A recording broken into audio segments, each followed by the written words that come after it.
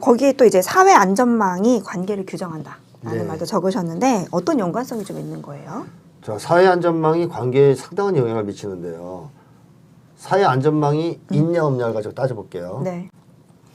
모든 사람에게 200만 원, 300만 원의 기본소득을 제공한다. 국가가. 그러면 누군가에게 의존할 필요가 있나요? 아니요? 없죠. 없죠. 자기가 스스로. 누군가를 착취할 필요성도 뺏을 필요도 없죠. 그러니까 인간관계가 어떻게 돼요? 좋아지죠. 근데 만약에 기본소득이 없어요. 그래서 각자가 먹고 살아야 돼요. 근데 어떤 사람은 돈 좀 잘 버는 사람이 있을 거고 어떤 사람은 못 벌어요. 그럼 어떻게 해야 돼요? 빌부터 해야죠. 의존하든가 아니면 보이스피싱을 해서 떠나야 돼요. 관계가 엉망이 되겠네요. 필연적으로 인간관계가 누군가에게 빌붙거나 의존하거나 착취하는 관계가 생겨요. 네, 그게 안전망이 자본주의죠. 없으면, 안전망이 없으면. 그러니까 북유럽 사람이 쓴 책에 이렇게 나오거든요. 안전망이 있으면 그 관계가 사라진다는 거예요.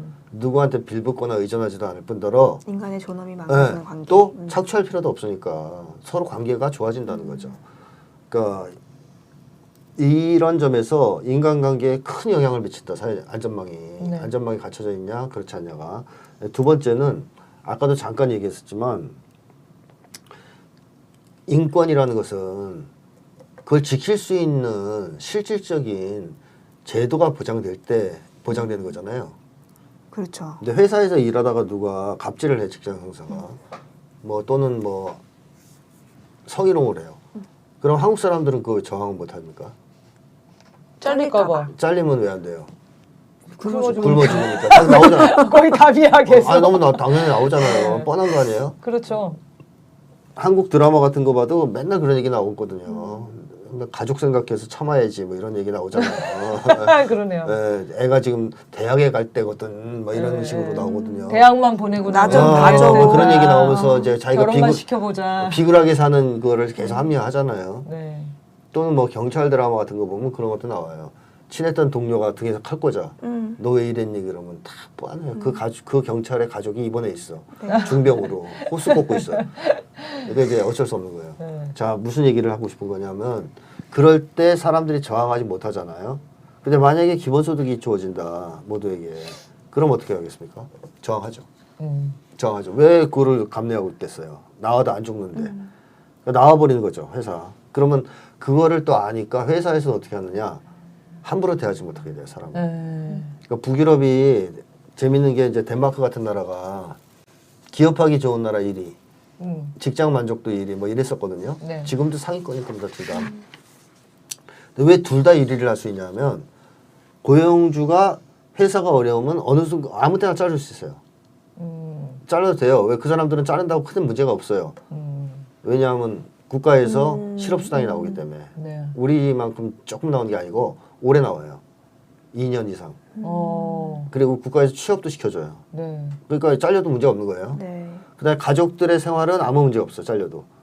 무상의료, 무상교육 이런 거니까 가족 생활에 아무 차이가 없는 거죠. 그러니까 잘려도 좋은 거죠. 좋은 건 아니지만 회사가 어려워 자를게 그러면 오케이 그러세요. 그럼 나가는 거예요. 저항 안 합니다. 그럴 필요가 없는 거죠. 그 대신 반대로 회사가 잘 나간다 지금 장사가 잘 된다. 그럼 직원들 어떻게 해주겠어요? 더 많이 주겠죠 돈을. 엄청 잘해주는 거예요. 가족 도시락까지 챙겨주는 회사가 있대요. 와. 붙잡으려고. 왜냐하면 잘 되는데 나가면 안 되니까. 그러니까 기업 문화가 바뀌는 거예요.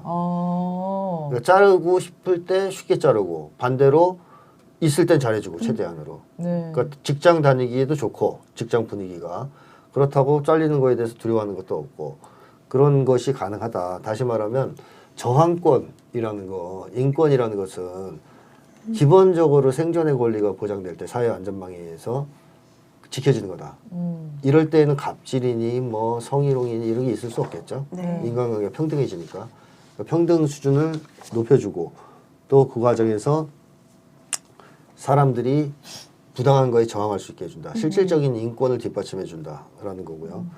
그 다음에 마지막으로 가족관계도 바뀌어요. 가족도. 어떻게 바뀌나요? 우리 한국 같은 경우에 노인들 있죠. 노인들이 자식들하고 돈 별로 없는 노인들 있잖아요. 나이 들어서 이제 가난한 노인들. 그 어떤 태도로 자식들을 대해요. 미안하고. 그렇죠. 나가서 따로 살기도 해요. 아유, 내가 이렇게 살아서. 내가 빨리 죽어야지. 죽어야지. 내가 괜히 부담 끼치고 이런 게 있잖아요. 네. 그러니까 자식은 자식대로 부모 보면 힘들어요. 돈 좀 더 드리고 싶은데 못 드리는 것도 싫고 또는 뜻기어서 싫을 수도 있고 뭐 여러 가지 이유로 한마디로 부모 자식 관계에 뭐가 개입되느냐? 돈이 개입되죠. 아프신데 병원 못 데려 그렇죠. 모시고 가면 또 마음 아프고. 그렇죠. 그리고 자라나는 아이도 학비를 부모가 다 돼요. 사교육비까지. 그럼 애도 그걸 알아요. 부모가 미안하죠. 나를 위해서 등골이 휘고 있다는 거. 미안함, 부채감. 부모는 또 그 과정에서 억울함. 왜 내가 저 녀석을 위해 살아야 돼? 이런 거. 순간순간 그럴 때 네, 있죠. 그럴 때도 네. 있고. 또는 내가 이렇게 모든 걸 투자해서 너를 공부시키고 먹이고 하니까 나는 너를 통제할 수 있어. 지배할 수 있어 하는 잘못된 생각도 가질 수 있어요. 그래서 부모 자식 관계가 악화되는 결정적인 원인 중에 하나가 바로 돈 문제입니다. 부부 관계도 마찬가지예요. 근데 북유럽 같은 경우만 해도 제가 읽은 책들에 의하면 그런 게 없다는 거예요. 노인이 되면 국가가 더 책임을 지니까 노인이 자식한테 돈 손 벌릴 이유가 없어요. 자식도 부모한테 돈 줘야 된다는 생각을 안 해. 그럼 부모 자식 관계에서 돈이 빠져나가는 거야. 그럼 순수하게 그냥 부모 자식 관계, 사랑의 관계로 서로를 대하는. 또 자식도 부모한테 학비를 얻어 쓰지 않습니다. 무상교육이라. 그러니까 부모가 내가 부모 등골을 빼먹고 있다? 이런 생각 안 하죠, 애들은. 네. 부모도 애한테 다 털리고 있다? 이런 생각 안 하겠죠. 그러니까 부모 자식 관계 얼마나 좋아요. 가족 관계도 훨씬 건강해진다라는 보고들이 있죠. 네. 그러니까 안전망은 인간관계를 근본적으로 뒤바꿀 수 있어요. 그런 사회 안전망이 지금 북한에서도 거의 다 구축이 되어 있는 상황인 거잖아요. 그렇죠. 무상의료, 무상교육, 지금 보면은 이제 무상주택 새 집을 지금 다 재개발을 하고 있어요. 그리고 다 집들을 이제 평범한 시민들한테 나눠주고 있는 상황이 있고요. 또 무상이 뭐가 있을까요? 무상 보육. 또 무상이죠. 그게 무상 교육에 교육. 포함되는 거예요. 교육이 보육까지 포함되는 예. 그런 시스템이다 보니까 당연히 이제 돈 걱정은 없이 자기가 하는 일에 집중할 수 있는 그런 사회로 해석이 될 수 있을 것 같습니다. 네, 그럼 마지막 질문입니다. 평등한 관계, 저희가 살면서 경험해보기 쉽지 않은 관계예요. 그래서 다들 잘 모르실 수도 있어요. 평등한 관계가 사람의 심리에 어떤 영향을 주냐. 자, 우선 첫 번째로 건강한 관계의 전제 조건입니다. 평등한 관계는. 건강한 관계 전제. 조건. 다시 말하면 불평등 관계가 생기는 순간 인간관계가 왜곡되고 병적인 관계로 발전할 가능성이 전환될 가능성이 있어요.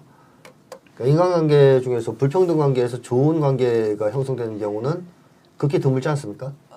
그렇죠. 지배 피지배 관계, 뭐 착취 피착취 관계, 갑질 을지 관계, 갑을 관계 뭐 이런 관계들이 만들어질 가능성이 다 불평등 관계에서 생긴 거잖아요. 네. 연애도 비슷해요. 연애도 그렇죠. 한쪽이 너무 좋아하면 불평등 관계가 생겨서 한쪽이 돈이 많거나. 네, 그런 그걸로 식으로. 고민 많이 하죠, 사람들. 부부 관계도 그래요. 뭐 돈을 못 버는데 이 사람은 잘 번다든가 뭐 이랬을 그쵸. 때 관계가 나빠질 수도 있고. 그러니까 불평등 관계는 인간관계를 왜곡시키고 파탄시키는 주범입니다. 그래서 인간관계가 건전해지려면 일단 평등 관계가 가야 됩니다. 평등 관계. 그래서 평등한 관계가 인간 심리에 어떤 영향을 미치느냐? 좋은 관계를 가능하게 해줌으로써 안정감, 뭐 보호감, 그리고 뭐 연대감, 뭐 사랑의 감정 이런 것들을 다 가능하게 해주죠. 즉 긍정적 심리를 가능하게 해준다라는 것이고 또 하나는 사람들이 서로 평등하다는 얘기는 똑같다는 얘기거든요. 네. 지금 여기 우리 셋은 평등하잖아요, 관계가. 네. 평등하죠. 왜 갑자기 평등이 뭐지? 갑자기 이 생각이 들었어. 평등 관계잖아요. 제가 뭐 가서 물 떠와 그러면 막 떠오는 관계는 아니잖아요. 그렇죠. 그런 그죠? 건 아니죠. 평등 관계죠. 음. 게다가 비슷한 거를 지금 하고 있어요. 그러니까 우리는 똑같다는 의식이 좀 있잖아요. 똑같다. 그러면 이제 이게 발전하면 하나다라는 의식이 생기는 거고 쉽게 얘기하면 공동체 의식이 생긴다는 거죠. 불평등 관계가 공동체 의식을 만들 수는 없거든요. 네. 그렇죠. 뭐 이제 위에서 맨날 때리고 막 이러는데 우리는 하나다 그러면 이제 밑에 많은 애는 검찰이 그런데 우리는 하나다. 불평등 그 자체는. 밑에 있는 애들은 속으로는 동의 안 하거든요. 네. 니나 하나지 우리는 아니다 이런 생각하는데 평등하면 우리는 하나다라는 말이 와닿거든요. 그러면 공동체 의식이 강화되고 그 결과 서로를 우호적으로 대하고 사람들이 협력하고 위해주는 사회 분위기가 화목한 사회 분위기가 조성됩니다. 그게 굉장히 중요한 거죠. 그 평등이라는 개념을 정리한다면 어떤 조건들이 있을까요? 평등하다라는 거에. 뭐 경제, 물질적 평등 수준도 당연히 이제 네. 있을 거고요. 정치적 평등, 정치적 평등. 네, 사회정치적 평등, 네. 문화적 평등 여러 가지가 있을 수 있겠죠. 근데 일반적으로는 뭐 기회의 평등, 과정의 평등, 결과의 평등 등등을 얘기하는데 이제 우리가 조금 잘못 생각할 수 있는 것은 평등이라는 게 획일하고는 틀려요. 획일적이다라는 거하고는 틀려요. 예를 들어서 뭐 출연료를 여기 신 선생님이 10만 원, 다 똑같이 준다. 10만 원, 네. 10만 원 이게 평등은 아니에요. 제가 제일 가난하니까 저는 12. 선생님은 부유하니까 9. 그게 평등이다. 또 부유해 본다 오늘 또. 그런 거 이게 격차가 너무 벌어지면 불평등하다고 생각하는 네. 거지. 네. 사람들이 어느 정도의 차이를 불평등이라고 생각 안 해요. 네. 오히려 합리적이라고 생각할 수 있죠. 그게 그래서 평등이 획일적으로 똑같은 걸 의미하는 건 아닙니다. 그리고 실제로 그런 사회는 없어요. 획일적인 평등은 아니다. 네, 다만 납득할 수 없는 불공정. 누구는 50억, 누구는 퇴직금 50억 주고, 50억 그 무죄. 누구는 퇴직금 5만 원 주고, 뭐 이러면 이건 안 되지 않습니까? 불평등이네요. 그건 굉장히 심한 불평등이죠. 그러니까 사람들이 어느 정도 인지할 수 있는 그런 기준이 있어요. 이 정도면 괜찮다. 네. 뭐그 용납이 되는 수준의 평등. 그 정도 차이는 뭐 아, 용납할 수 있어. 뭐 네. 충분히 괜찮아. 근데 그건 아니고 이거는 너무 심하다라고 이제 생각되는 불평등이 문제죠. 알겠습니다. 자, 우리가 살면서 사실 평등을 이렇게 완벽한 평등을 경험해 본 적은 진짜 많지 않은 것 같은데 어쨌든 머릿속에 좀 어렴풋이 있는 것 같아요. 네, 오늘 이제 월북하는 심리학에 저희가 지난 방송에서 돈, 관계 이렇게 두 가지 주제를 다뤘는데요.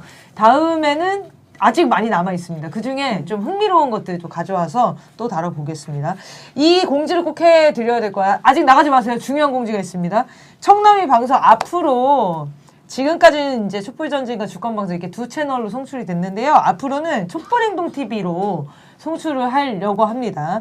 촛불행동 TV만 송출하는 건 아닙니다. 3월 한 달 동안은 촛불전쟁 주권방송, 촛불행동TV 이렇게 세 채널로 송출이 되고요. 4월부터는 촛불행동TV에서 송출을 하려고 합니다. 그래서 우리 구독하시는 분들, 이 방송 보시는 분들은 촛불행동TV를 꼭 구독을 해주셔야 됩니다. 거기서 방송을 다시 뵙겠습니다. 네. 뭐, 자, 혹시 내일 집회 있는지 물어보시는 분이 있더라고요. 내일은 집회가 없습니다. 3.1절이라 내일은 물어보시는데요. 집회가 없다. 촛불행동에서 주관하는 집회는 없고요. 3.1절 기념 그 시국회의나 행사들이 좀 있습니다. 공지를 따로 올려드릴게요. 그래서 거기에 개별 참가하시는 걸로. 지금 촛불행동에서도 그 다른 행사에 참가를 하려고 하고 있습니다. 우리 시민 여러분들께 다시 공지를 좀 드릴게요. 그럼 촛불전지는 뭐 하냐고 물어보셨는데요. 촛불전지는 새 방송도 기획하고 계속 확장해 갈 생각입니다. 뺏어오는 건 아니에요. 지금 공동 송출을 늘리는 겁니다. 지금 촛불행동으로. 다 누가 그런데 유튜버 세계에서 유튜브는 두레와 품앗이다. 이렇게 얘기하더라고요. 구독하는 거는 모두가 할 수 있으니까요. 서로 네. 돕고 하면서 채널을 키우는 거죠. 너무 좋더라고. 시어머님 몰래 구독 눌러드렸다고. 아주 네. 좋습니다. 남의 그 가족의 핸드폰들을 가져가서 구독을 막 눌러주세요. 자기도 모르게 저희 방송 이게 특징이 뭐냐면 눌러서 한번 보잖아요. 무조건 다시 보게 돼 있어요. 아시죠? 그런가요? 아시죠? 네, 그리고 또 궁금하신 게 있었나요? 없었던 것 같습니다. 네, 촛불행동TV 검색하시면 이제 조금 그 밑으로 내려가시면 좀 뜨는 것 같아요, 채널이. 원래 만든 지 얼마 안 돼가지고 잘 안 떴었는데 꼭 찾아가지고 구독해 주십시오. 자, 여러분들의 미칠 것 같은 고민 메일로 사연을 보내주셔야 됩니다. 오늘은 사회분석 방송이고요. 다음 주에는 사연을 가지고 여러분들이 고민하시는 사연을 가지고 분석하는 시간 갖겠습니다. 네, 여러분들의 고민들은 chungnami0000gmail.com으로 보내주시면 되고요. 사연이 짧아도 좋고요. 그리고 굉장히 가벼운 사연도 괜찮습니다. 너무 어렵게 생각하지 마시고요. 짧은 사연 괜찮으니까요. 사연 많이 보내주시면 좋겠습니다. 자, 오늘 그럼 라이브를 마치려고 하는데요. 우리 오늘 또 1시간 넘게 시청해주신 여러분 정말 감사드리고요. 저희는 다음 주에 또 뵙겠습니다. 네, 그러면 방송 마치겠습니다. 감사합니다.